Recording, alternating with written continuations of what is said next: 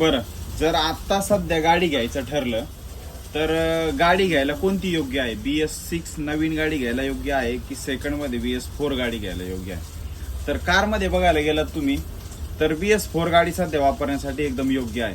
कारण BS6 मध्ये मी फक्त सध्या डिझेल बद्दल बोलतोय, पेट्रोल बद्दल बोलत नाहीये. तर BS6 मध्ये जर तुम्ही डिझेल गाडी घेताय तर BS6 मध्ये तुम्हाला कमीत कमी 15 दिवसातून एकदा गाडी लॉंग रूटला चालवायची आणि 60च्या स्पीडच्या वर. ते कशासाठी? कारण त्याच्यामध्ये दिलेले आहे DPF आणि एक्झॉस्ट सिस्टम थोडी वेगळी दिलेली आहे. त्याच्याबद्दल एक वेगळा व्हिडिओ बनवतो मी. तर BS4 मध्ये असं काय नाही. BS4 ही साधी गाडी आहे, तुम्ही लोकलला बिनधास्तपणे लॉंग रूटला लोकलला चालवू शकता. तशी BS6 गाडी जर तुम्ही नेहमीच लोकलला वापरत असाल तर तुम्हाला 100% खूप सारा खर्च करावा लागणार आहे.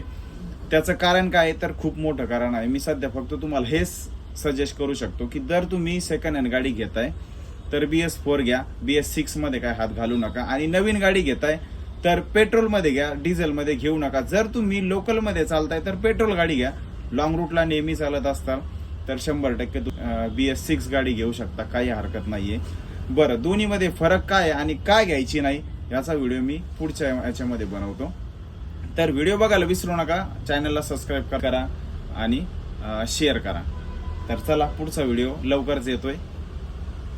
कोणती गाडी घ्यायची आणि कोणती नाही घ्यायची हे मी तुम्हाला नक्की सांगतो.